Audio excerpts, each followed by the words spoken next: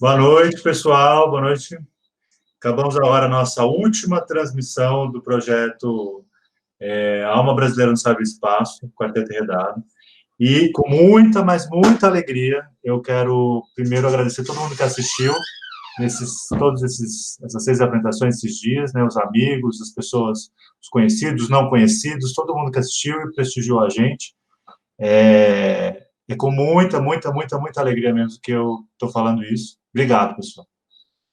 E quero agradecer aqui também, né, nossos enredados. O Ronaldo Sabino entrou aqui e deu algum probleminha que ele saiu. Imagino que ele volta logo, logo. E hoje a gente tem um bate-papo sensacional, porque são duas pessoas sensacionais. Eu tenho muita alegria de estar aqui. Camilo Carrara e Ricardo Brem. Quem não conhece são músicos, sim, inacreditáveis. E é muito feliz de estarem aqui hoje. Obrigado, gente.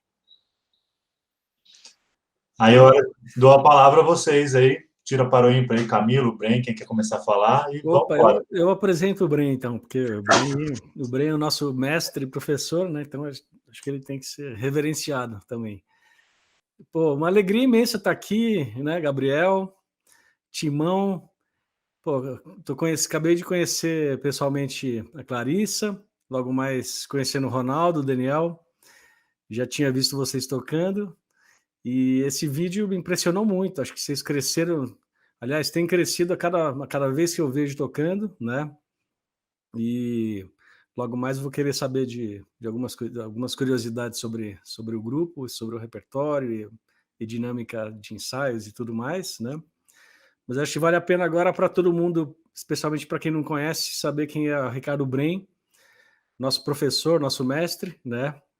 Certamente dos músicos mais importantes, o que a gente chama de mestre dos mestres mesmo, grande professor aqui de São Paulo e do Brasil, referência na pedagogia musical, na composição.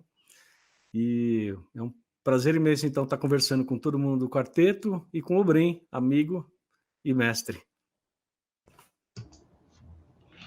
Pô, muito obrigado pela generosa apresentação aí, Camila. E é um prazer enorme estar aqui. Eu venho acompanhando o trabalho, principalmente do Gabriel, né, que a gente já tem contato há muitos anos, desde lá do Espaço Musical, né, e aí fui acompanhando o processo. A gente já teve muitas conversas juntos, com base em interesses comuns que a gente tem com a música, né, e para mim é um deleite, né, poder estar apreciando um trabalho assim dos músicos atuando, né, porque na verdade eu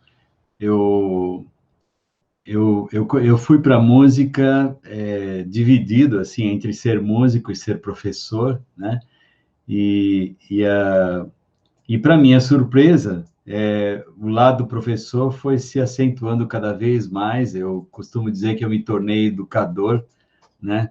Porque eu passei a me interessar não só pelo conhecimento em música em si, mas também pelo papel que ele pode fazer na formação humana, né? O papel que a música pode ter na formação das crianças, né? Quer dizer, o papel da música na escola, que ainda acho que ainda tem muito que caminhar para poder ser reconhecido como deve, né? Como precisa. E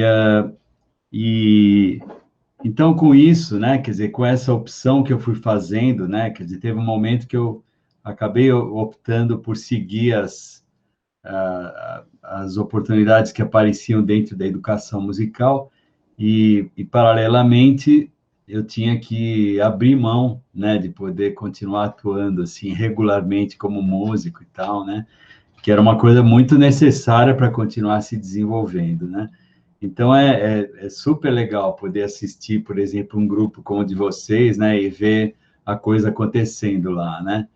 Então, eu acho que eu me desenvolvi bastante como músico, a percepção musical, conhecimento de harmonia, aprender, né, a percepção bastante importante em todos os trabalhos que eu faço como músico, ela é sempre um eixo, né, e então, é isso que me possibilita, por exemplo, poder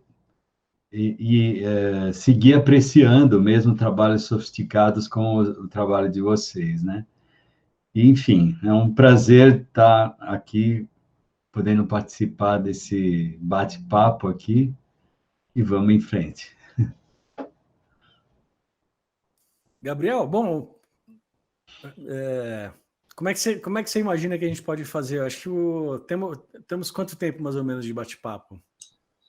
Acho que a gente pode pensar nos no máximo 40 minutos, né? Tá Se, legal. se o papo ficar incrível, as pessoas ficarem assistindo, nossa, que demais, a gente vai ficando, né? Mas eu imagino que domingo à noite todo mundo já está, né, cansado, né? Tem a segunda-feira, então acho que uns 40 minutos está bom. Tá legal.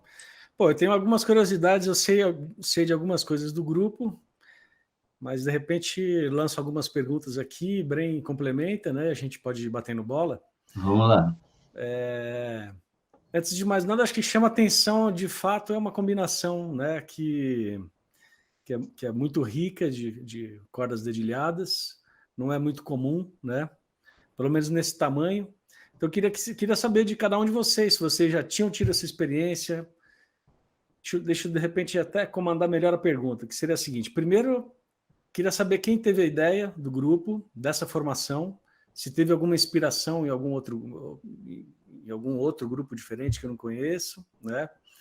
E falar um pouquinho dessa escolha. Como é que foi escolher essa formação e essas pessoas, né? De repente pode ser para você primeiro, Gabriel, né? Então, vamos lá. Vou contar a breve história.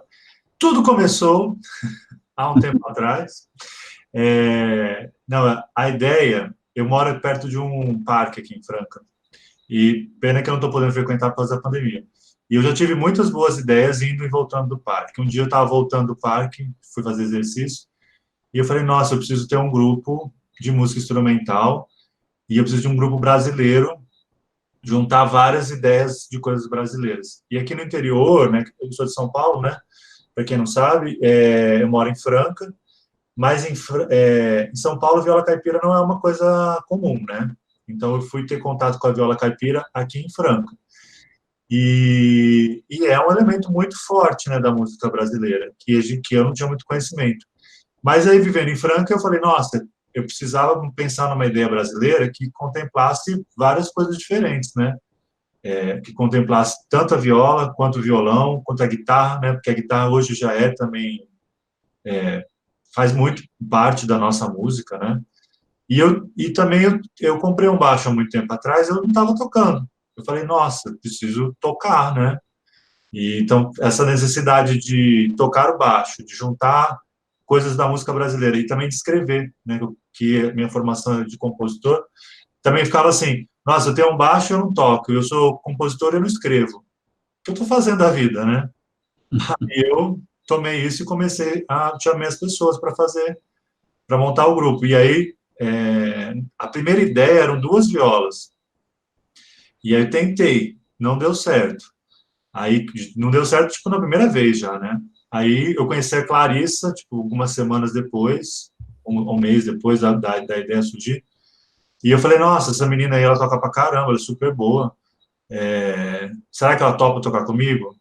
Aí eu falei, nossa, vou perguntar, né? Aí ela topou, né? Aí o Daniel já é um amigo de longa data, ele já tinha participado dessa primeira experiência com duas violas. Aí as duas violas sumiram, e aí fomos atrás de outra viola, que também durou pouco tempo, durou o Túlio, participou, acho que um mês ou dois. E aí todo mundo falava, chama o Ronaldo Sabino, chama o Ronaldo Sabino. Eu falava, o Ronaldo Sabino vai querer tocar comigo? Tá louco, o Ronaldo Sabino aqui em Franca, ele é uma sumidade. Ele é um dos músicos mais importantes da região, e é um dos músicos mais importantes da viola no Brasil, né? É um baita de um violeiro. Eu falei, ele nunca vai tocar comigo, né? Aí, por fim, falei, vou chamar, né? Todo mundo fala que só o Ronaldo vai topar essa. Aí ele topou, e aí ele descobriu que ele é amigo da mãe da Clarice. Ele falou, nossa, eu quero tocar com a Clarice. E aí deu certo. Foi meio que isso, assim. Maravilha. A necessidade que um professor meu, Vili Corrêa de Oliveira, lá na USP, que ele citava uma frase possivelmente do Kandinsky, acho que era do Kandinsky, que diz assim, a necessidade cria forma, né? Então você vê essa coisa não é à toa mesmo, né? Realmente, quando vem a coisa, vem forte no sentido de uma necessidade interna, né? Acho que ela tende a acontecer, né?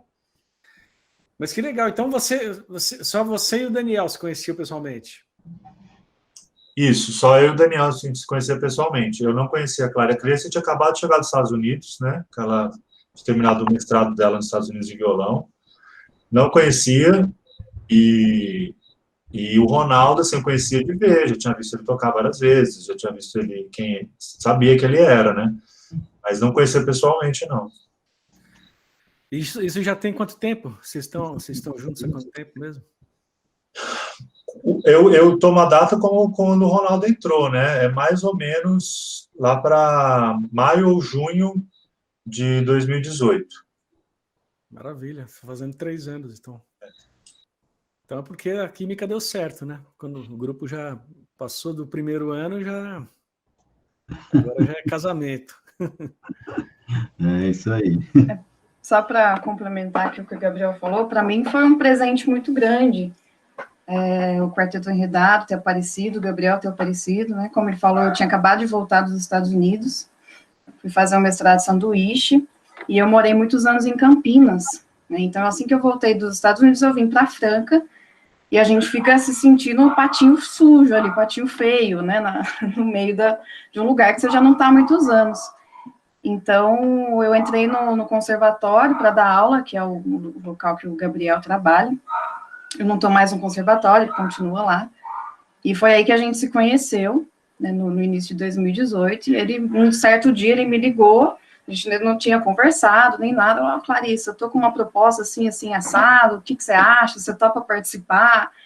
E eu falei, nossa, que bacana, né? Muito legal. Também tem outro grupo um octeto de violões de música brasileira e música experimental, que a gente faz arranjos e obras para octeto.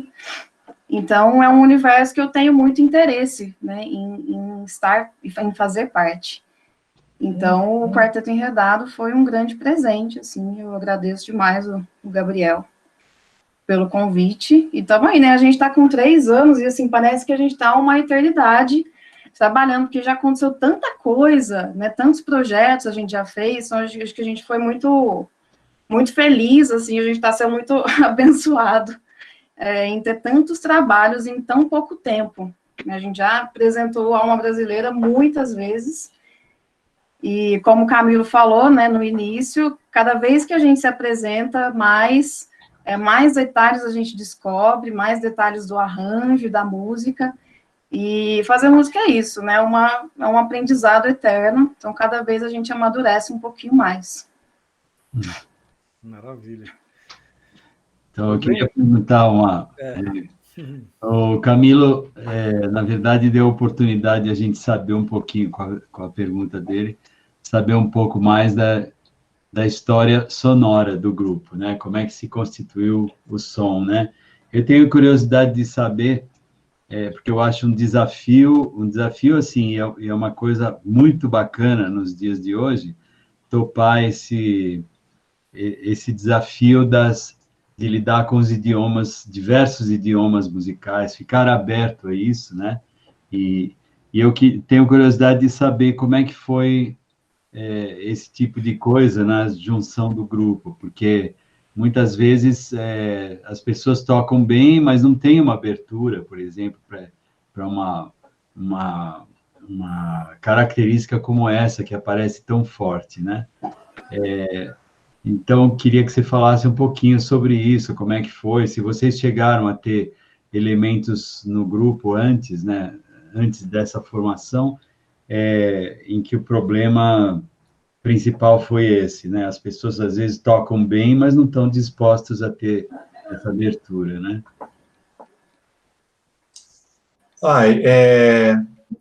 Eu acho, assim, que nós 4...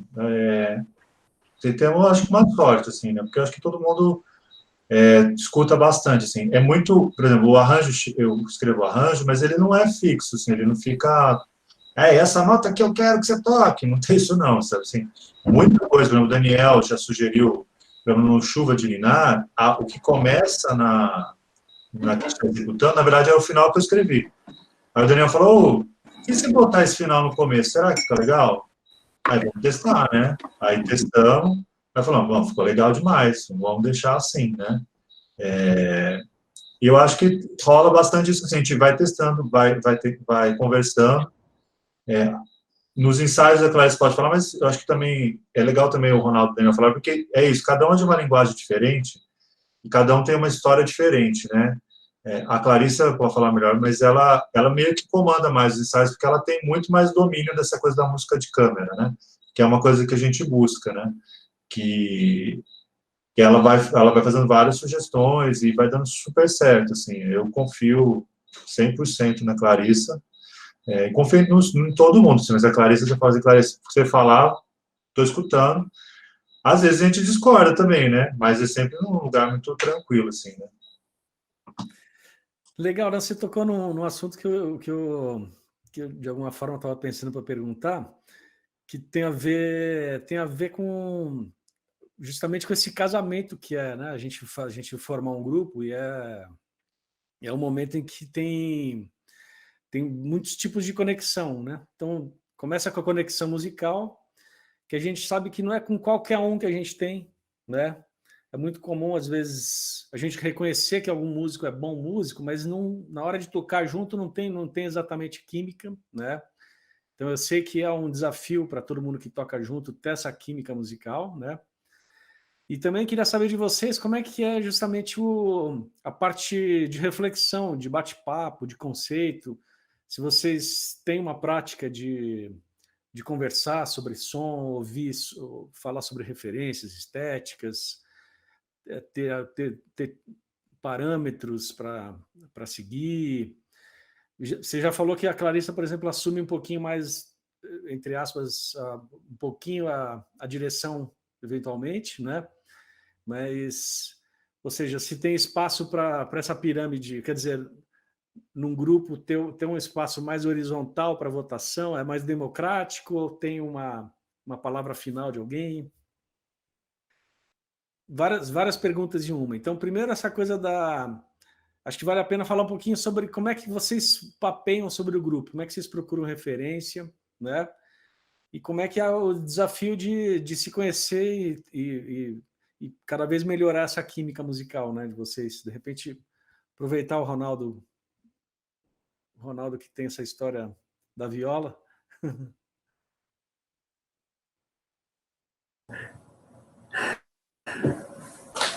Oi, pessoal, tudo bem? Camilo, prazer, irmão. Prazer, Ricardo. Ricardo, a gente já se esbarrou lá em São Paulo, né, no show que a gente fez. Conversei um pouco com ele, vai conversar mais um pouquinho. Bom, é muito aberto, eu acho. O grupo, o Gabriel, eu chamo ele de professor, né? Inclusive, eu fiz um pouco de curso com ele, um ano de curso de composição, então, a partir daí, ele é meu professor. E eu não dou muito palpite, eu fico mais aprendendo no grupo. Apesar de ser o mais velho da turma, mas eu estou muito aberto a aprender, né? Eu estou na estrada há um bom tempo, já vi muita coisa. Comecei minha vida como violonista, né? Fiz violão erudito, estudei vários professores, até ir para Tatuí, fiz um ano em Tatuí, que foi uma reviravolta, né? Uma divisão de águas no meu conceito musical, mas a viola já me acompanhava. Eu comecei a estudar com 15 anos, a viola entrou na minha vida com 18, 19 anos.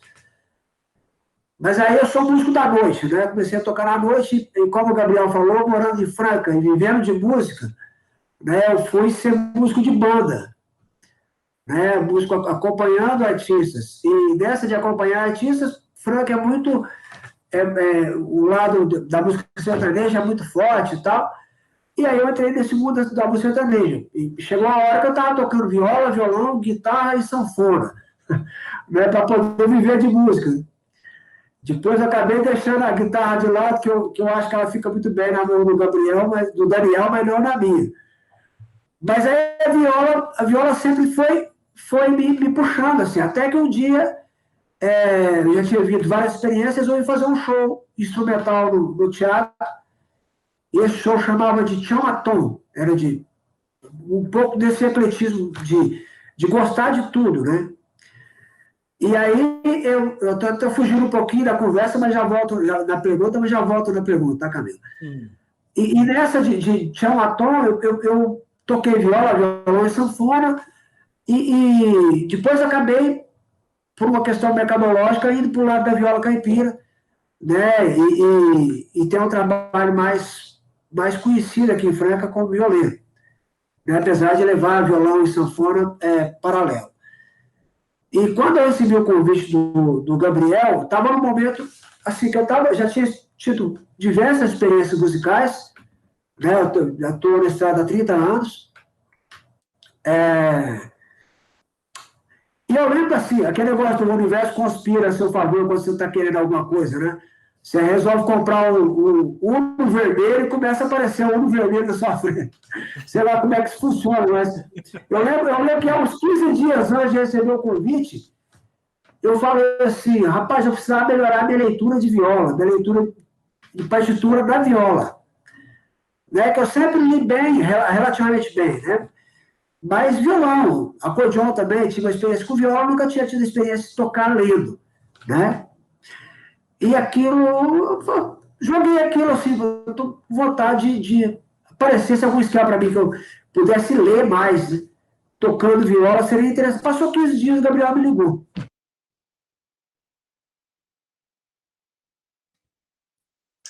Ronaldo, você desligou o microfone, Ronaldo. Sem querer. Até a hora que você me ligou, vocês ouviram? Tá. Aí o Gabriel me ligou fazendo um convite. Eu falei, rapaz, tá aí um negócio diferente que eu... Na hora que ele falou da formação e ele falou Clarissa Pádua, na hora que ele falou da Clarissa, era o único nome que eu já tinha escutado, né? Por causa da Silene, que é minha conterrânea, mãe dela. Eu já tinha escutado e visto, né? Quando a Silene falou que a filha dela tinha voltado para Franca e estava trabalhando com música e dando aula, eu já procurei pesquisar sobre ela e já curti demais, né? Vendo ela tocar. De repente, passou, tipo assim, uma semana, 2 semanas que eu tinha tido esse contato visual, né, da Clarissa, da minha parte, só visual, né? Eu falei, pô, tenho a oportunidade de tocar com ela, né? E aí, quando falou guitarra e baixo acústico, é um negócio que eu nunca fiz. Então, está na hora de fazer.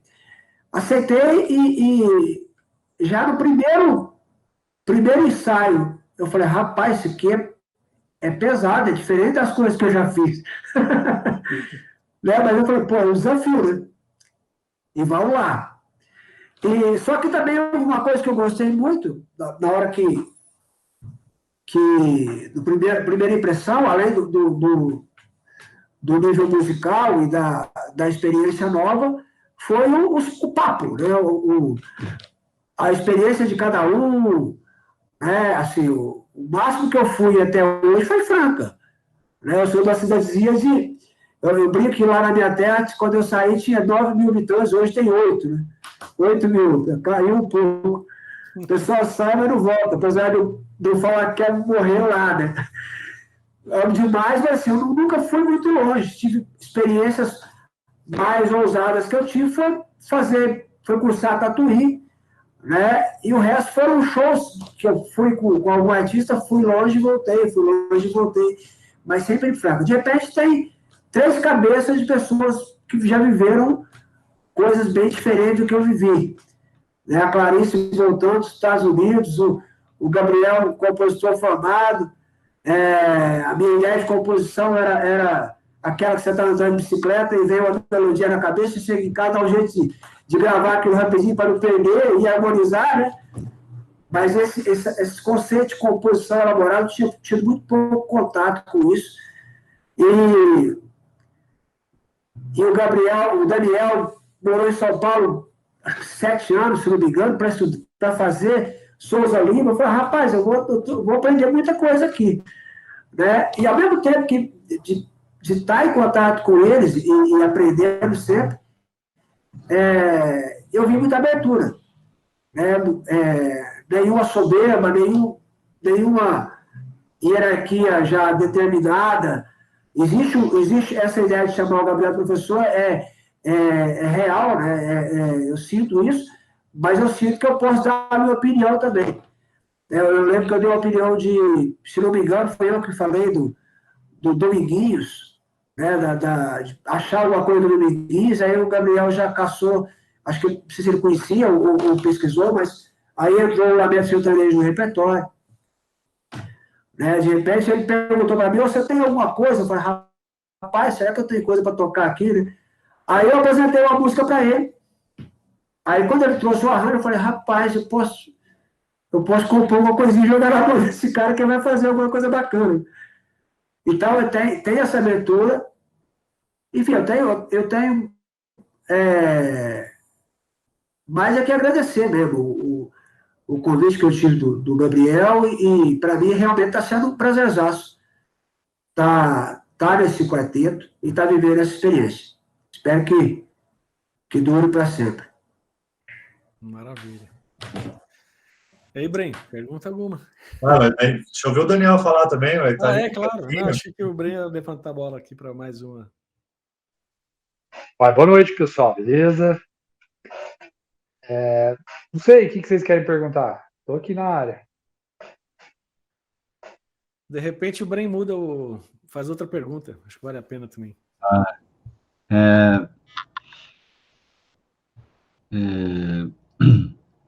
Bom, na verdade, eu queria fazer algumas observações e pode ser que o Daniel se interesse em comentar alguma coisa, né? Primeiro, assim, eu acho que eu queria muito... Para mim, tem duas coisas que aparecem muito fortes, assim, duas marcas que aparecem muito fortes. Uma eu acho que é uma qualidade, se é que a gente pode chamar assim, uma característica, chamem como quiserem, né? Mas eu acho que é uma marca que eu aprendi a reconhecer no Gabriel, com quem eu aprendi a conviver mais, né? Que é essa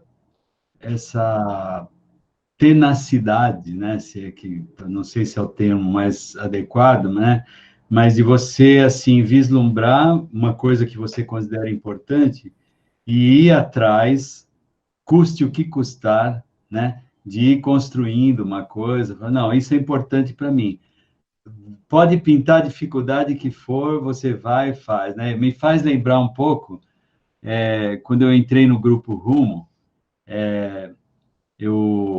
foi uma época assim que o Rumo tinha uma casa que alugava na Praça Benedito Calixto, era uma casa só para ensaiar, e assim, eles tinham um gravador lá, e quem tinha tempo, eram 10 pessoas no grupo, quem tinha tempo passava lá e escutava o que algum compositor do grupo tinha deixado gravado, aí, tem uma ideia de um baixo, ia lá e gravava e ia embora. Aí passava outro, né, porque ninguém tinha muito tempo para ensaiar, né, então eles iam fazendo o arranjo assim, coletivamente, e usando muito gravação, né, e eu tive, assim, a oportunidade de conhecer essa casa, porque eu recebi um convite, eu primeiro toquei, assim, tive uma participação especial num show que eles fizeram em 87, no Sesc Pompeia, e aí, e aí em função, na verdade, já foi como preparação para esse show, e depois, logo depois dele, né, o Elinhos Skindi chegou para mim e me convidou para entrar no grupo, né? E começou a falar e tal, né? E a visão que ele tinha do Tati, ele falava assim: o Tati é um cara que você, se ele fala assim, eu vou daqui até aquela esquina, pode chover canivete que ele vai, né? E eu aprendi a reconhecer isso no Luiz Tati. Ele tem essa marca também, né? E eu acho que o Gabriel tem também essa marca que eu considero muito rara, né? Nos músicos, né? E eu acho que hoje, inclusive, se a gente considerar todos os momentos que a música passou, né? Quer dizer, desde que a gente conheceu a canção popular e se motivou em ser músico, tudo isso, né? Passou muita água por baixo da ponte, mudando esse cenário que a gente tinha, né? Então, a questão da gravação, por exemplo, que era importantíssima, tinha as gravadoras, os músicos organizavam suas carreiras em função dos contratos com as gravadoras, né? Então, fazer show, vender disco, não sei o que, tinha todo um jeitão do mercado que foi por água abaixo, né? Com a internet, com as outras coisas que foram aparecendo, né? E agora, acima de tudo, né? Esse momento que a gente vive com essa pandemia, isso eu tenho percebido, conversando com os músicos, que isso enche as pessoas de interrogações. As pessoas já não têm mais tanta certeza a respeito do que elas tinham, né? A respeito de certas coisas. Então, assim, que som que eu tenho que fazer, o que eu tenho que fazer com o que eu sei de música, né? Eu vou dar mais aula, vou fazer o quê? Vou fazer a minha música, vou tocar com os outros, né? Então, antigamente, a experiência que ficou para mim é que as pessoas tinham isso claro e buscavam, né? Aparecia uma oportunidade, como apareceu para vocês, né? Com o convite do Gabriel, era muito legal. E isso aparecia com uma certa frequência, né? E hoje em dia, vários dos músicos que tinham essas características, músicos com quem eu convivo, eu tenho sempre essa curiosidade. Se eu tenho uma oportunidade de um papo maior, assim, eu pergunto, como é que tá? Como é que você vê isso, né? E, assim, e já com uma impressão de que o músico tem senões, está com muitas dúvidas também, está com dificuldades, às vezes, está tentando se reinventar para poder ganhar algum dinheiro e se manter, né? E tem gente fazendo coisas que a gente nem acredita, né? E para poder compensar a falta de possibilidade de viver da música nessa situação, né? É uma situação muito dramática mesmo, né? E agora eu acredito, as pessoas se dividem muito numa situação como essa, né? Em todas as profissões, eu acho que a humanidade inteira tem essas questões, né? Até que ponto aquilo que guiava minha vida, né, que dava sentido para minha vida, continua fazendo sentido hoje, né? Mas eu acho que tem uma experiência interna que a música possibilita, e eu sinto que é isso que dá essa coesão e faz esse grupo existir, né? Quer dizer, isso é uma coisa incrível, né? Que a gente possa ter uma situação como essa, de falar de um grupo que está se dedicando a esse trabalho com essas características, né? No meio dessa pandemia, no meio desse mundo que a gente vive hoje, né? Isso significa que tem uma conexão forte com as certezas que vocês têm com a música que está dentro de vocês, né? E a hora que vocês tocam juntos, isso faz sentido e dá todo sentido para continuar fazendo isso, com pandemia ou sem pandemia, né? Então, independente disso, vamos em frente, não vamos ficar aqui chupando o dedo, né? Então, então eu acho muito bacana, essa é uma das coisas que me chama bastante atenção, assim. Então, essa coisa que eu falei do Gabriel, especificamente, que é quem eu conheço melhor, né? E essa coisa do grupo, de vocês enquanto grupo, vocês estão de parabéns, né, por ter conseguido estarem conseguindo manter essa conexão com um sentido interior na relação que vocês têm com a música, né? Porque se esse sentido fosse só ganhar dinheiro e tal, é a minha profissão, não sei o quê, como acontece com muitos músicos, a situação poderia ser muito diferente, desmotivadora, como está sendo para muita gente que eu conheço, né? Então, desculpa não fazer uma pergunta diretamente para você, Daniel, mas assim, eu queria te convidar para comentar isso que eu falei. Como Não, que tudo você... bem. Pô, ótimas palavras. Eu queria puxar um gancho sobre uma coisa que particularmente eu me encontrei muito, fiquei muito feliz de poder participar do grupo, porque é música escrita. E a gente, às vezes, o músico, né, ou a grande maioria negligencia, né, a importância da escrita, ou acaba estudando e usa muito pouco, né?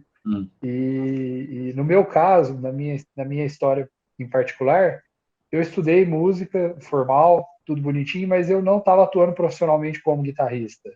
Eu estava trabalhando em São Paulo como técnico de áudio. E assim fiquei por muitos anos, voltei para Franca, não estava nem mexendo com isso. E aí eu cruzei com o Gabriel nessa situação, trabalhando com áudio, e o Gabriel já dando cabeçada na música, tocando guitarra, tocando baixo, tentando de tudo aqui. E quando teve essa oportunidade, nossa, eu achei, pela estética do repertório, que é um negócio inédito, e pelo desafio de praticar a leitura, né? Que é muito gostoso você pegar um negócio que você não conhece. Então, eu acho isso, assim, aliar essa questão de a gente ter um excelente relacionamento, apesar de eu ter conhecido a Clarice e o Ronaldo depois, a gente também desenvolveu uma amizade muito bonita, muito legal, mas essa parte formal da música, né? A parte a gente discute teoria, a gente discute a estética do que está sendo feito. Eu pego no pé do Gabriel em relação a alguma coisa ou outra, mas sempre assim, tipo, eu particularmente, eu acho muito gostoso poder falar na linguagem musical, de fato, né? Na linguagem, isso aí para mim é muito prazeroso. E é isso aí que eu tenho que falar. Não. Ô, Bren, Oi. eu vou falar uma pergunta aqui do Natan, que tem tudo a ver com o que você falou, que o Daniel falou, e fala também do Daniel, né? Que o Daniel não estava atuando como guitarrista, mas se toca assim, sem atuar como guitarrista, imagina se atuasse, né? Porque os negócios é encrespado, né? Tudo muito encrespado. E ele se propôs o desafio de tocar com a mão, né? Porque todo mundo tocando com a mão, né? Ele sempre mais acostumado com a palheta. Então, assim, tipo, Daniel, ó, não tem o que falar, né? A gente sempre põe lá no Daniel arrasando nos improvisos. Os solos ficaram super bonitos, né? O que ele fez. Então, assim, Daniel é demais. Aí, eu acho que o Natan aqui perguntou aqui no chat, espero que ele esteja ouvindo ainda. Falou, algum conselho para os músicos jovens que desejam viver de música? Eu acho que você já deu o conselho. Tudo leitura. E não Por favor. desiste. Não desiste. Vai em frente. Por favor. A sorte que eu conheço o Natan. O Natan está estudando para ser violonista clássico. Ele é fãzaço da Clarissa. A Clarissa tem um fã número 1. E ele está desenvolvendo a leitura, está indo bem. E saber disso, né, gente? Lê, estuda, não desiste. Eu acredito que tem espaço para todo mundo, né? Mas é difícil, né? Fácil não é, mas vamos em frente, né?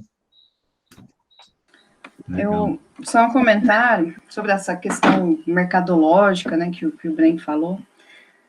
Eu lembro que quando a gente estava, né, o Gabriel convidou e a gente começou a pensar como poderia ser montado esse repertório, eu, na minha experiência, sempre trouxe muito alguma coisa um pouco mais didática para os concertos que eu dava, tanto solo como em grupo, quanto em grupo. Porque nem sempre o que a gente toca, o que a gente quer transmitir, chega na pessoa. Principalmente se essa pessoa não tem as ferramentas e o código musical. Porque a música é uma linguagem e ela tem um código, né? Não é todo mundo que recebe e reconhece esse código. Para isso a gente precisa de educação, aulas de música, enfim. Então, uma coisa que eu sempre propus para o grupo era essa questão didática, da gente apresentar o nosso repertório e aproximá-lo do público através da informação. Então, explicar por que a gente escolheu aquela música, de onde ela vem, de onde aquele compositor vem, o que a gente está fazendo ali, e porque eu acho que isso traz uma aproximação para a gente, né? E a pessoa se identifica com aquilo ou não, mas ela reconhece aquilo que ela está ouvindo e passa a entender um pouco mais. Então, com isso, a gente consegue se inserir um pouco mais no mercado de pessoas leigas, enfim. E outra questão também é que, quando o Gabriel começou a propor os arranjos, o Gabriel tem uma escrita muito elaborada, né, de composição e de arranjos, e complexa, que traz muitos elementos modernos ali, que nem sempre são de fácil acesso para o público leigo. Então, uma ideia também foi de trazer aliar a performance com a didática e com o repertório que as pessoas se identificassem no primeiro momento. Então, por isso, a ideia de a gente apresentar a Asa Branca, né, que é uma peça super conhecida do Luiz Gonzaga. Juntamos com o Mourão, que já não é tão conhecida assim, né, numa mesma obra e misturando os universos. Também o Lamento Sertanejo, que é uma obra mais conhecida. E eu acho que dessa forma a gente consegue criar essa aproximação com o público e ter uma experiência bacana, né? Que a gente consegue fazer o que a gente acredita e seguir no nosso caminho. Muito bom, muito bom. Essa questão, a questão de fato, você tocou num assunto que é uma compreensão sobre o todo do mercado, quem está envolvido, né? Quem, enfim, transformar em produto o que é produto e saber quem vai consumir aquele produto, né? Sem banalizar, sem diminuir o fazer musical e artístico, né? Mas de fato tem, para gente que toca e quer reverberar cada vez mais o nosso trabalho, tem essa vontade mesmo, né? De construir, descobrir quem é nosso público, ampliar nosso público, né? E acho que esse ponto que você levantou, de fato, tem um apelo imediato, né? A gente sabe que essa combinação, entre aspas, fruição artística versus entretenimento / aprendizagem, né? Ou seja, de alguma forma você está num ambiente, numa situação em que você está curtindo o som, né? Tá simplesmente usufruindo da música e ao mesmo tempo tem a possibilidade de ter alguma aprendizagem, né? Algum aprendizado, é rico. Eu não sei se é sempre que dá, né? Não é qualquer público, né? Tem público que é mais para ouvir mesmo, tem público que tem mais espaço para fala enfim, para explicação, né?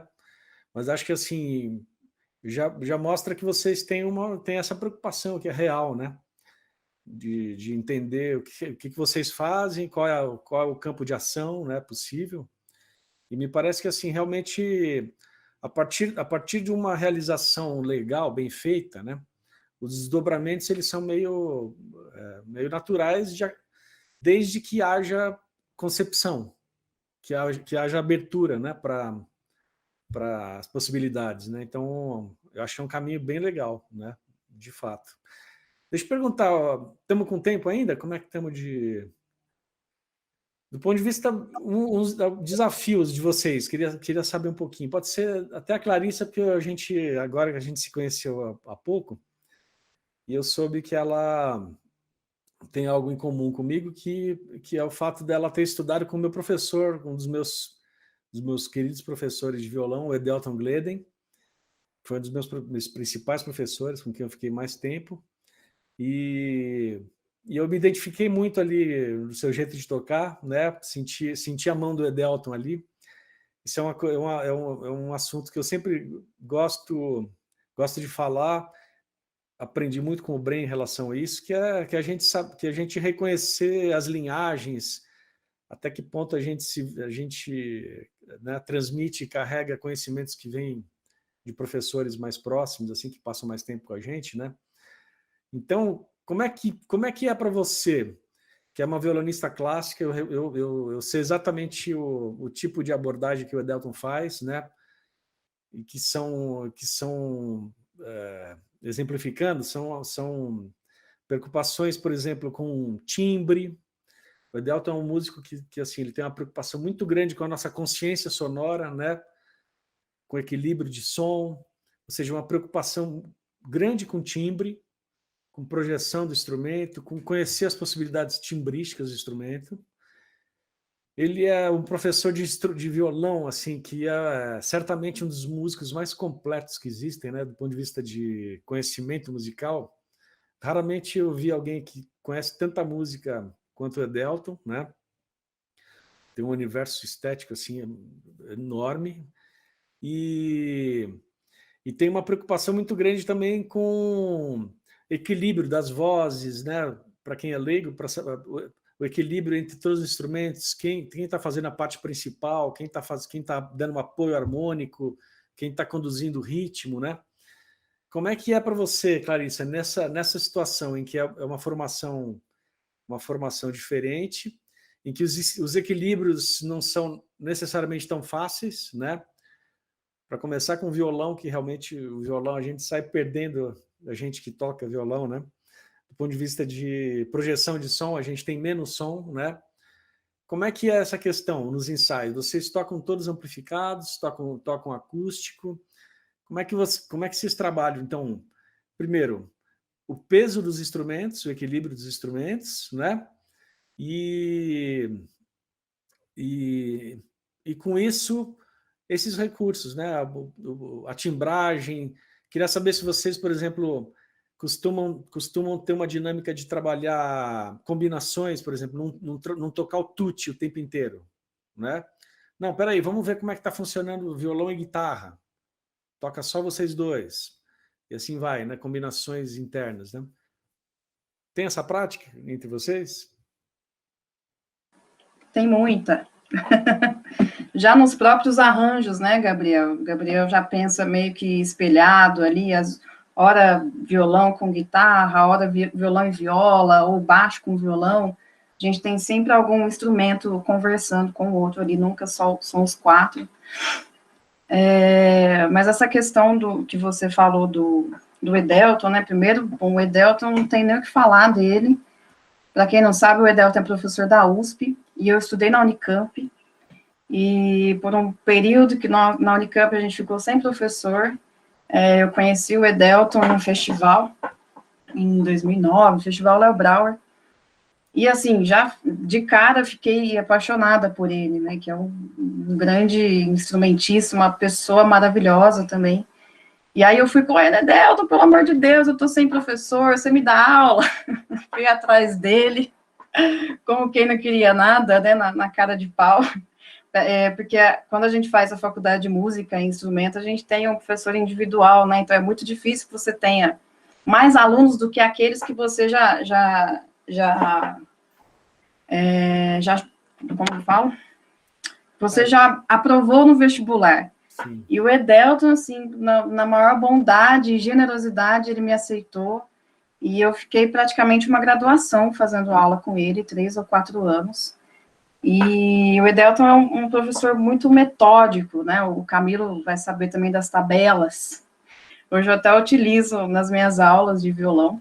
Mas o Edelton tem um método muito, muito específico, assim, de estudo de técnica, com repertório, tudo de uma forma organizada, de um jeito crescente, em nível, né, do mais simples ao mais avançado. E ele faz a gente passar por todos os estudos que tem para violão, todo o repertório, do Renascimento até o período mais moderno, e nessa coisa de ter uma bagagem muito grande, né, de compositores e de obras.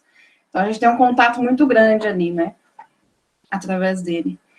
E essa roupagem erudita, acho que é um pouco que eu tento trazer de contribuição para o grupo, né, eu não tenho experiência com música popular, e para mim essa questão da sonoridade e também da amplificação, sim, a gente tem que se apresentar amplificado, né, o violão não tem tanta potência, o contrabaixo também não, e pensando também que a gente tem um instrumento que é amplificado, que é a guitarra, né, a mistura dos 3 acústicos com a guitarra, e a viola que tem uma sonoridade gigantesca, né, de cordas duplas. Então, a gente tem muito essa dificuldade de equilibrar o som. E o que eu tento trazer um pouco da experiência que eu tenho com a música de câmara e da experiência com o erudito, é justamente isso, de buscar os equilíbrios sonoros, né, porque nem sempre o que a gente está ouvindo, enquanto a gente está tocando na formação, que a gente toca é o que tá sendo passado. Isso é muito difícil. Então, a gente tem que se gravar, a gente assiste as nossas apresentações, e como eu falei, cada vez que a gente ouve, opa, tem algum detalhe ali que passou despercebido. Opa, a viola está muito alta aqui, então vamos segurar, né? Ou o violão não está aparecendo aqui. Então, isso acontece muito nos nossos ensaios. A gente tem, antes da pandemia, a gente tinha uma rotina semanal de ensaios, e que contribuiu muito para isso, né? Contribuiu para a nossa afinidade musical, nossa afinidade enquanto pessoas e amigos, né, para além da parte musical, e para essa construção de sonoridade também, né, a exploração das vozes, a exploração dos instrumentos. O Daniel chegou até a fazer umas aulas comigo, né, Daniel, de violão erudito, buscando aplicar na guitarra, né, para tentar melhorar a sonoridade dele na guitarra, e se aproximar um pouco mais, né, com essa roupagem mais lapidada, vamos dizer assim. E, enfim, acho que é isso. Eu queria puxar um gancho na Clarissa aí. Esse período que eu tive essa aula com ela, justamente focado na limpeza das notas, em apurar postura, né, a postura no instrumento, foi uma coisa que eu nunca tinha tido e, nossa, se pode dar outra dica para o Natan aí também, procurar as aulas com a Clarissa, que ela é uma excelente professora aqui em Franca. E um dos maiores desafios para mim, e acho que para o grupo também, é o fato da guitarra ser um instrumento amplificado, né? E de buscar no ensaio com que ela não propague mais do que os instrumentos acústicos. E, como consequência, você tem uma limitação mecânica na dinâmica, porque é um instrumento completamente diferente do violão, né? Então, para mim, é o meu maior desafio, é como tocar no volume baixo, mantendo uma dinâmica com amplitude, né? Esse, para mim, é o maior desafio, mas com o tempo a gente acaba acostumando e acaba ficando à vontade, e tem sido muito bom, assim, muito bom mesmo. Cadê o Ronaldo?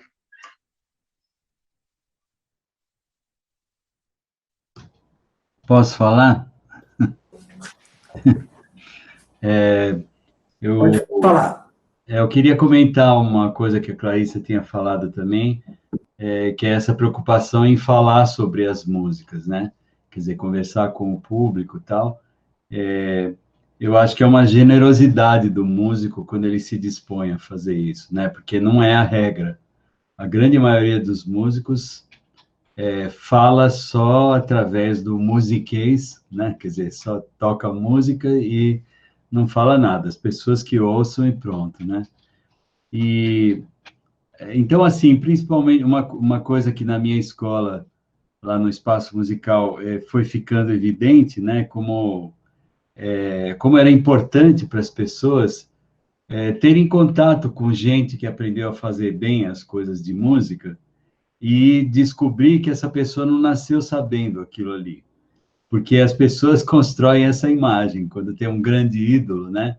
Elas se relacionam com o fazer desse ídolo como se fosse uma coisa que esse cara tem talento, já nasceu sabendo isso aí, né? E aí a gente teve um projeto lá durante muitos anos que a gente conseguiu manter, que chamava Toque de Mestre, né? E o objetivo era, quer dizer, a gente tinha 4 séries: a série Compositores, a série Improvisadores, a série Intérpretes de música instrumental, intérpretes de música de canção, né? Intérpretes de canção, e tinha uma série Educadores também. E a gente manteve essas séries, quer dizer, cada vez tentava trazer alguém de uma dessas vertentes, né, para falar para desmistificar essa ideia que as pessoas tinham a respeito do fazer, né? E foi uma experiência incrível, porque realmente todos os grandes músicos que a gente conseguiu levar lá tinham histórias muito diferentes daquilo que o público imaginava, né? Então, o cara contava, era frequente isso. Não, quando eu comecei e tal, com tal idade, pô, eu não era nem capaz de fazer isso aí. Eu tive que fazer não sei o quê, aprender, me dedicar bastante e tal, né? Então, por isso que é uma coisa que tem essa dupla coisa, né? Quer dizer, conversar com o público, né? Para ajudar a desmistificar isso, nesse sentido, de mostrar que você não é nenhum deus, não é nenhum mágico ali, né? Que você faz aquilo, é uma coisa que te exigiu muita dedicação e tal, e com isso estimular as pessoas, essas pessoas, porque sempre no público, no meio do público, tem aqueles que estão te assistindo porque querem aprender a fazer aquilo que você está fazendo, né? Então, precisa saber se dirigir a essas pessoas também, embora eles possam, se você for muito famoso, eles vão ser minoria, né? A maioria é ouvinte mesmo, né? Mas eu acho que é um ato de generosidade o músico fazer isso com as pessoas que estão na plateia, né? E procurar aproximar e desmistificar essas coisas, né? Eu queria aproveitar também para dar uma sugestão, porque assim uma coisa que foi interessante para mim no meu processo pessoal de passar a me comprometer bastante com a educação, foi um processo penoso para mim, porque eu tive que aprender a falar um pouco de pedagogês, né? Tive que aprender a conversar com o pessoal de educação, diretores de escolas, onde eu levava propostas e tal, né?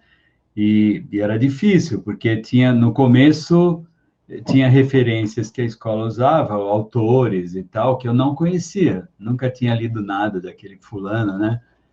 E então, eu passei a ser uma pessoa mais preocupada com os termos que eu uso, com a maneira né? Essa é uma das características, assim, né? E aí eu queria fazer uma sugestão, compartilhar com vocês uma coisa que eu adotei, porque, assim, também tinha nas propostas que eu levava essa questão com a diversidade, né? Diversidade cultural, né? Diversidade musical, especificamente, né? E era muito, às vezes, muito difícil escolher os termos para explicar o que era isso, o que era importante, porque aparece a palavra estilo, gênero, tem uma porção de palavras, né? E a coisa que mais funcionou e que eu queria compartilhar com vocês, porque acho que vocês podem, de repente, experimentar usar, é dizer que a linguagem musical é uma só, né? E que a música tem vários idiomas. Então, vocês têm abertura para vários idiomas, né? Como se fosse eu gosto muito de comparar com a fala, né? A gente pode dizer que a humanidade fala em muitos idiomas, né? Mas todo mundo fala a mesma coisa, que é falar, né?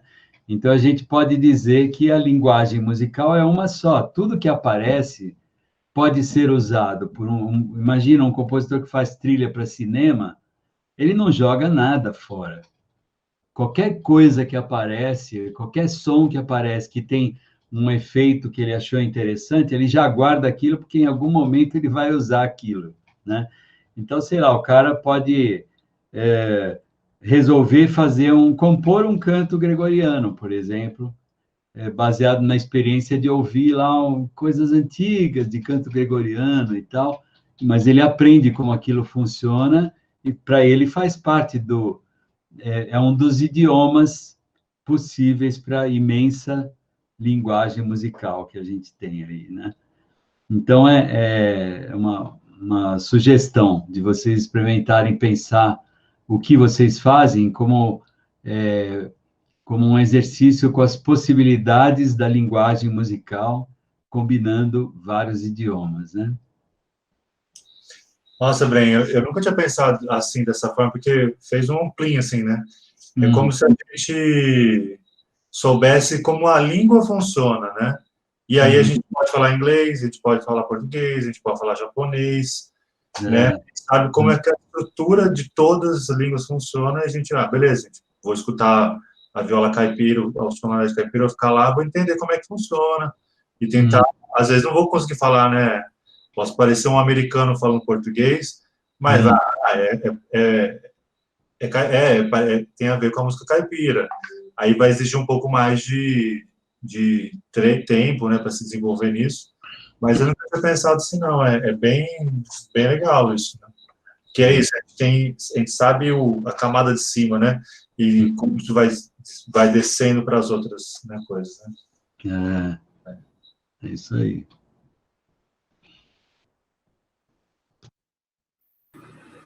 Diga lá. Pode falar, Camilo, pode falar.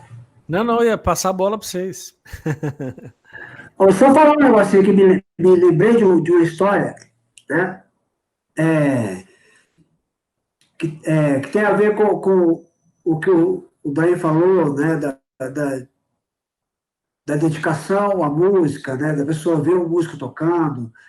E falando de um cara que vocês já falaram dele aqui, que eu não conheço pessoalmente, que é o Edelton, né? Mas eu sei de uma história dele que é muito bacana. Eu era sócio de um músico que fazia USP, em Ribeirão. E o Edelton veio dar um workshop, né? Era uma masterclass de 8 horas, né? É também uma dica para o Natan, né, Natan? Se você estiver aí ainda, o Edelton, ele dividiu em 8 horas, mas sendo assim, 4 horas um dia de manhã e 4 horas no outro dia de manhã. E eles tinham um concerto à noite. Só que teve um ou dois alunos que se organizaram pensando que ia ser 8 horas um dia só, né? Só no sábado, ele foi no sábado e domingo. E quando ele acabou as primeiras 4 horas da manhã, do primeiro dia, ele falou, gente, então amanhã a gente continua, né? Amanhã de manhã a gente continua. Aí o cara reclamou, falou, pô, professor, mas eu me preparei para ser 8 horas hoje, por que não fazemos tudo hoje? Ele falou assim, não, porque eu tenho a prática de estudar 4 horas todo dia à tarde. Né? Então, ele tinha uma prática diária de estudos, né? Como eu gostaria de ser assim. Eu nunca fui assim. Mas e puxando também para o quarteto me trouxe a necessidade do estudo, né? Que eu estava muito acomodado nas minhas músicas caipiras, e de repente esse experimentar outras línguas, igual o Ben falou também, foi muito bacana para mim, muito, muito interessante. De navegar por outros mundos e ver a coisa de perto. Né? Como o Gabriel também, eu acho que vou ficar no caipirês por um bom tempo, mas já estou ouvindo algumas outras coisinhas.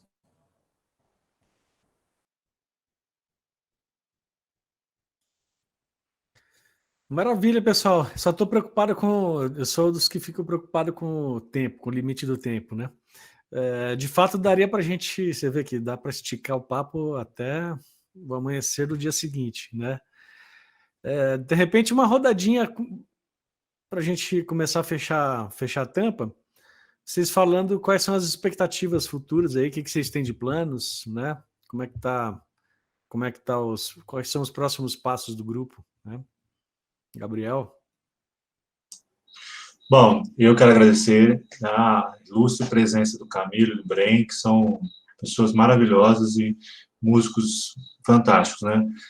Vocês falaram do Edelton, né, da marca, e eu posso falar que, não sei, né, quem conhece, a Manuela que me conhece muito bem, a minha esposa, e conhece o Bren, ela fala, o Gabriel é cria do Bren. Então, é uma das pessoas, assim, que eu tenho, assim, como uma referência muito forte. Obrigado, viu, Bren?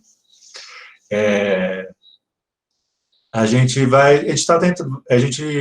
tem um outro projeto PROAC para fazer agora, que também é com o mesmo repertório ainda, que a gente foi aprovado, teve o Lab, que esse é o Lab, e teve o outro PROAC, a gente mandou para os dois e deu certo, ó que bom, né? Então temos que fazer. Só que esse é diferente, ele vai ser feito no Museu da Casa Cândido Portinari, também é de vídeo, e aí vai ser um outro show, assim, as mesmas músicas, só que filmado outra vez e com outras, vai ser diferente visualmente, mas as músicas são as mesmas. E nesse processo a gente pretende gravar o CD, se der tudo certo. E eu, assim, né, sinto que tem bastante coisa que a gente pode ainda afinar, refinar, para ficar mais legal ainda, né? Sempre ter essa vontade de melhorar. Bom, da minha parte é isso. E, assim, muito feliz por tudo que está acontecendo. É impressionante. Que, assim, o Breno me conhece há mais tempo. É isso, assim. É tanta cabeçada, né? O Daniel falou, né? Dá tanta cabeçada que mas eu falei, uma hora pode ser que dê certo, né? Tem que ser, né? Todos nós temos que dar a cabeçada, né? Não, acho que não é privilégio meu, né? Acho que é privilégio de todo mundo. Mas uma hora começa a dar certo, né? Mas eu acho que é assim a vida, né? Bom, valeu, gente. Vai lá, vou passar a bola, senão eu vou ficar aqui falando e emocionado.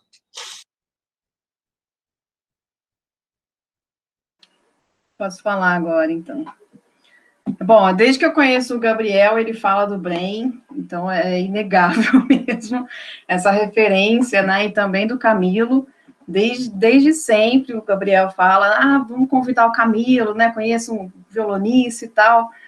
E aí, na hora, eu lembrei do Camilo também. Eu assisti um show seu, um concerto no Seminário Vital Medeiros, em 2008 ou em 2009. Você estava lançando um CD de música japonesa. Olha só. Algum desses anos. Eu falei, nossa, eu conheço demais o trabalho do Camilo, é um grande violonista, então, se ele topar fazer parte desse nosso trabalho, né, que incrível. Então, o Gabriel sempre falou muito de vocês dois, e realmente são grandes referências para a gente. E só tenho a agradecer também pela participação de vocês, é uma honra para a gente. E, Camilo, a gente vai seguir com o trabalho aí, né, pro CD, tomara que dê certo. O Camilo na direção musical do nosso projeto, que vai ser um prazer enorme também. Delícia. A gente ter esse direcionamento. Estou super na expectativa também. E é isso, muito obrigada para quem está assistindo, para quem ficou aí com a gente até agora, e para quem participou das outras apresentações também. Teve gente da minha família que assistiu às 6, minha irmã, minha tia. Falei, nossa, vocês não vão fazer parte agora do projeto com a gente, né? Já vão sair cantando as músicas. Então, obrigada a todo mundo mesmo pelo carinho, pelo apoio, e até uma próxima. Eu queria fazer um comentário aqui. Foi bom você ter citado, né, esse disco do Camilo, porque o Camilo falou, quer dizer, eu sou mais velho e tal, então tem uma coisa mais natural de eu estar mais numa posição como professor do que como aluno, né? Embora eu acho super importante aprender e continuar ainda aprendendo novas coisas com pessoas que têm outras experiências que estão me faltando, né? Agora, eu acho assim, eu não é até difícil expressar em palavras, assim, mas para mim, esse disco do Camilo que você citou, das canções japonesas, é um trabalho ímpar para mim, assim, um trabalho de violão. Eu sei que dá para você classificar, pensar tipos de coisas, mas, assim, esse projeto em si, para mim, é um projeto desse músico que a gente tem que buscar se encontrar com ele lá dentro. O Camilo conseguiu se encontrar com o músico que está dentro dele e produzir uma coisa maravilhosa. Tem coisas que eu às vezes quero mostrar de exemplos, por exemplo, de construção, como é que monta um acompanhamento e tal, e tem coisas que só tem lá. Eu não, quer dizer, que eu conheça, só ele usou. Teve a coragem de ir lá montar acordes eu já contei isso várias vezes para ele, né? Mas, por exemplo, arranjar uma canção inteira japonesa usando acordes por segundas sobrepostas, né? Que é uma coisa que a gente vê lá nos livros avançadíssimos de música do século XX, né? Que uns compositores usaram, alguns compositores usaram e tal, né? Mas, assim, dentro do âmbito que a gente mexe mais, que que tem sempre um viés com a música popular e tal, nunca tinha ouvido ninguém usar coisas com essa sonoridade. E ele conseguiu não só usar, como usou maravilhosamente bem, porque o resultado com a canção é incrível, né? Então, e assim, eu acho que isso é a marca do Camilo, né? Então, eu fico super feliz já de saber que tem essa ligação a mais para o futuro aí entre vocês, porque para mim isso é um selo de garantia de que a coisa vai melhorar mais ainda, né? E então, vou aqui ficar torcendo, né? Eu tenho uma proximidade musical com o Camilo e tal. O Camilo me ajuda em alguns trabalhos que eu tenho que fazer e tal. E eu gostaria de retribuir, se houver um espaço para isso, né? Se você precisar conversar comigo sobre alguma coisa em relação ao trabalho deles e tal, para a gente cuidar junto disso aí, né? Eu, assim, ouvir, às vezes opinar sobre alguma coisa e tal, né? De ser mais alguém falando, pode contar comigo, tá bom? Então, eu queria me despedir aqui agradecendo muito, acho que é um privilégio poder estar participando de uma coisa tão ímpar, né?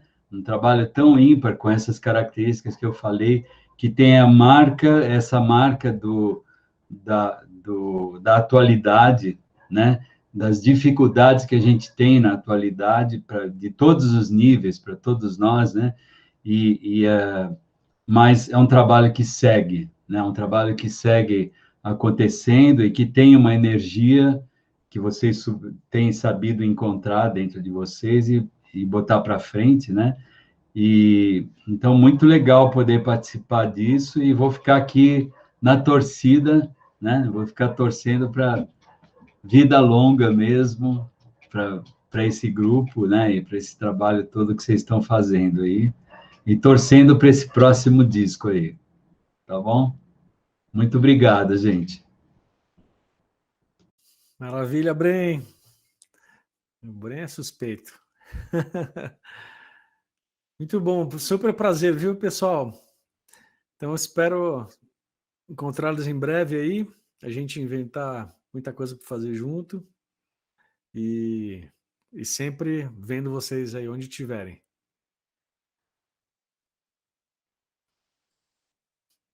Um abração. Dá tchau aí, Ronaldo com o Daniel. Dá tchau aí, gente. Valeu, gente. Obrigado a todos. Obrigado a todo mundo. Valeu, pessoal. Boa noite para todo mundo aí. Obrigado para todo mundo. Valeu. Tudo de bom para vocês. Obrigadão por todos. Valeu, Brian. Valeu, Camilo. Valeu, garoto. Até lá. Falou, gente. Vou lá.